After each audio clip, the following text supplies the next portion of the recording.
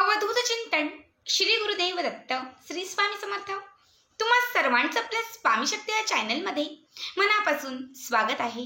स्वामी तुम्हा सर्वांच्या सर्व चांगल्या इच्छा पूर्ण करोत एवढीच स्वामींच्या चरणी प्रार्थना करते आणि आपल्या आजच्या नवीन आणि सुंदर व्हिडिओला पुन्हा एकदा नव्याने सुरुवात करते।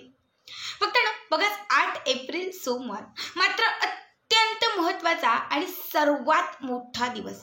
आपल्यापैकी बऱ्याच जणांना माहिती असेलच की आज आहे या मराठी वर्षातील शेवटची सोमवती अमावस्या। बघा आज फाल्गुन मासाची समाप्ती होत आहे, कारण आज अमावस्या आहे आणि उद्यापासून चैत्र महिन्याची म्हणजे ज्याला मराठी नवीन वर्ष म्हणतो या मराठी नवीन वर्षाची उद्यापासून सुरुवात होत आहे। खरं तर अमावस्या तिथी ही माता लक्ष्मीसाठी समर्पित आहे। या दिवशी माता लक्ष्मीला प्रसन्न करण्यासाठी, घरात बरकत येण्यासाठी, घरात पैशांचा ओघ वाढवण्यासाठी, घरात असणारी जी काही लक्ष्मी असेल म्हणजे जे काही धन असेल, जो काही पैसा असेल, या पैशांना आणि या धनाला स्थिर करण्यासाठी, घरामध्ये अखंड रूपाने माता लक्ष्मीचा वास होण्यासाठी तुम्ही जे काही उपाय कराल ते सगळेच उपाय हे लाखात एक असतात। यातीलच एक अत्यंत प्रभावी असणारा उपाय मी तुम्हाला आजच्या या व्हिडिओमध्ये सांगणार आहे। बघा अमावस्या तिथी ही सकारात्मकता आणण्यासाठी जितकी महत्त्वाची असते तितकीच महत्त्वाची ही तिथी नकारात्मकता संपवण्यासाठी असते। खरं तर जेव्हा घरातील अवलक्ष्मी घराच्या बाहेर निघून जाईल तेव्हाच घरामध्ये लक्ष्मीची कृपा प्राप्त होईल। बऱ्याच वेळा आपलं घर बाधित असतं, घरामध्ये अवलक्ष्मी असते, घरात संकट असतात, इडापिडा वास्तुदोष आपल्या घराला लागलेले असतात। अशा वेळी जर आपण लक्ष्मी प्राप्तीच्या काही साधना किंवा सेवा केल्या तर त्या आपल्याला लागू पडत नाही किंवा या ज्या सेवा आपण करतो त्याने आपल्याला लाभ होत नाही। मग आपण बऱ्याच वेळा कमेंट्स करतो की ताई मी खूप सेवा करते, सगळं करते, पण तरी पण माझ्या घराकडे लक्ष्मी आकर्षित का होत नाही।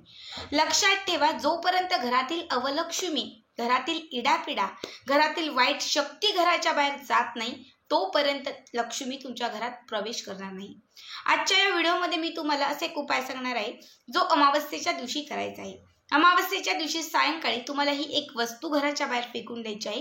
ही वस्तू घराच्या बाहेर फेकून दिल्याने त्या वस्तू सोबत तुमच्या घरातील नकारात्मकता, तुमच्या घरातील इडापिडा, ग्रहदोष, वास्तुदोष ह्या सगळ्या दोषांचं निवारण होईल। ही वस्तू घराच्या बाहेर फेकून दिल्याने तुमच्या घरात असणारी अवलक्ष्मी घराच्या बाहेर निघून जाईल आणि जेव्हा घराच्या बाहेर अवलक्ष्मी निघून जाईल, घरातील बाधा, इडापिडा घराच्या बाहेर निघून जाईल, तेव्हाच घरात लक्ष्मीची कृपा प्राप्त होईल, तेव्हाच घरामध्ये सकारात्मकता येईल।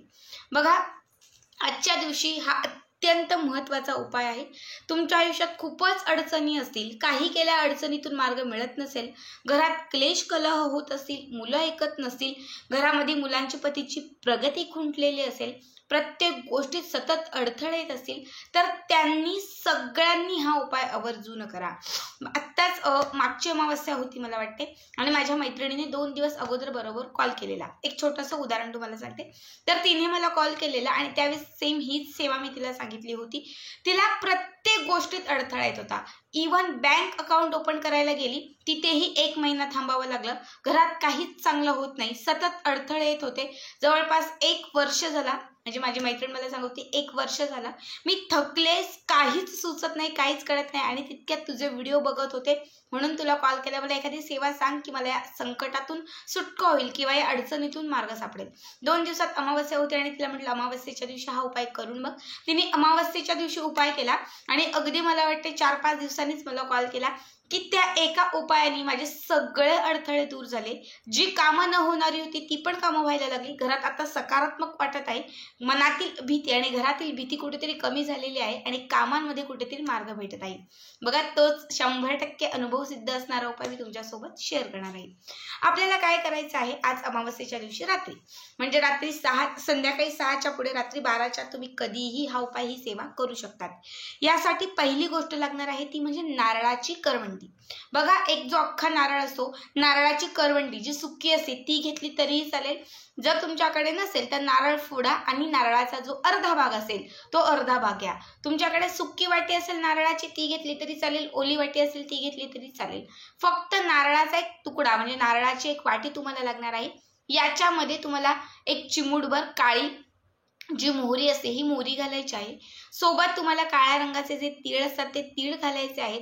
यामध्ये 7 तुम्हाला मसाले वेलदोडे, ज्याला काळा वेलदोडा असं म्हणतो, हे काळा वेलदोडे तुम्हाला याच्यामध्ये घ्यायचे आहेत. सोबत तुम्हाला एक चिमूटभर याच्यामध्ये मीठ घालायचं आहे. ठीक आहे. ह्या सर्व वस्तू तुम्ही त्याच्यावरती घातल्यात त्या नारळाच्या करवंडीमध्ये की त्याच्यावरती 2 कापराचे तुकडे ठेवायचे. भीमसेनी कापूर असेल तर उत्तम, नसेल तर गोलवाला घेतला तरी चालेल.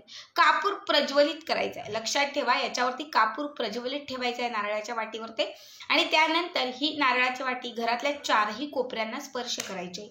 4ही कोपऱ्यांना स्पर्श करत असताना कालभैरव अष्टकम म्हणायचे. संपूर्ण घरामध्ये कालभैरव अष्टकम म्हणा किंवा युट्यूबला लावून द्या. नुसतं ते ऐकलं, त्याचे शब्द जरी पडलेत ना तरी खूप आहे. म्हटलं तर उत्तम किंवा नुसतं श्रवण केलं तरी चालेल.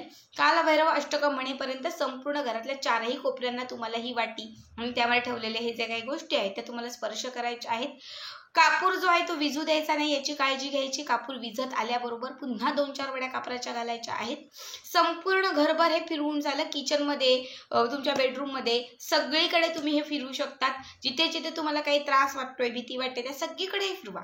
त्याच्यानंतर घराच्या मुख्य प्रवेशद्वाराच्या समोर या आणि मुख्य प्रवेशद्वाराच्या समोर येऊन मुख्य प्रवेशद्वारावरून वरपासून खालपर्यंत 7 वेळा ही वाटी उतरवा. पुन्हा एकदा कापूर पेटताच ठेवायचा, विझू द्यायचा नाही. त्याच्यानंतर तसंच घराच्या बाहेर निघायचं.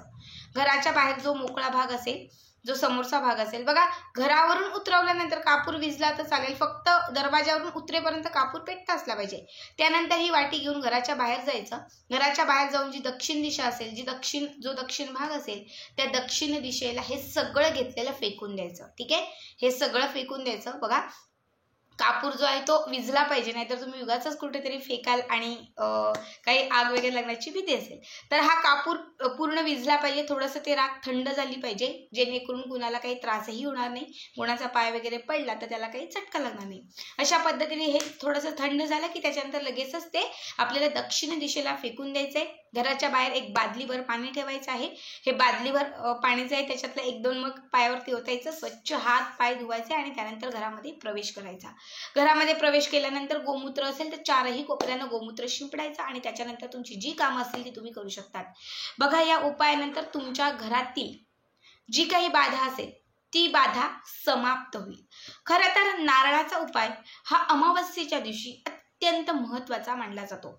जेव्हा या नारळासोबत तुम्ही काळी मोहरी, तीळ ह्या सर्व जेव्हा तुम्ही गोष्टी घ्याल आणि ह्या सर्व गोष्टींमध्ये जेव्हा कापूर प्रज्वलित कराल, पेटत्या कापरामध्ये नकारात्मकता किंवा जी वाईट शक्ती ती क्षणात शोषली जाते. बघा, जेव्हा तुम्ही हा कापूर प्रज्वलित करून जेव्हा कालभैरव अष्टकम म्हणाल, कालभैरव अष्टकम हे बाधा, संकट, इडापिडा नष्ट करण्यासाठी अत्यंत महत्त्वाचं मानलं जातं.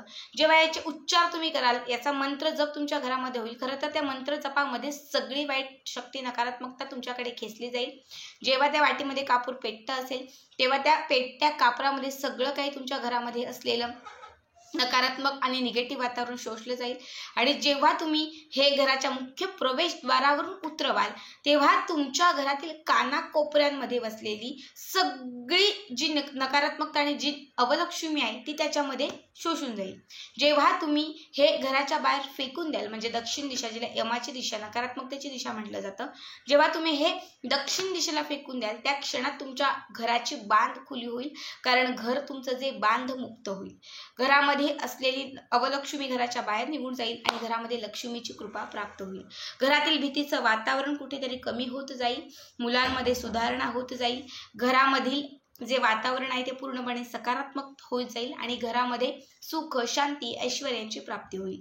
जिथे पैसा टिकत नव्हता तिथे पैसा टिकायला लागेल. कारण जेव्हा अवलक्ष्मी घराच्या बाहेर जाईल तेव्हा लक्ष्मीची कृपा घरामध्ये होईल, ज्यामुळे तुमच्या घरामध्ये पैसा आकर्षित होईल, लक्ष्मी आकर्षित होईल आणि तुम्ही ज्या सेवा साधना करत असाल त्या सगळ्या सिद्धीस जातील.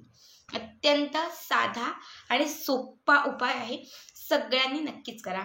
आजचा हा व्हिडिओ कसा वाटला कमेंट करा आणि पुढचे व्हिडिओ पाहण्यासाठी चॅनलला सबस्क्राईब करा. श्री स्वामी समर्थ. जय जय स्वामी समर्थ.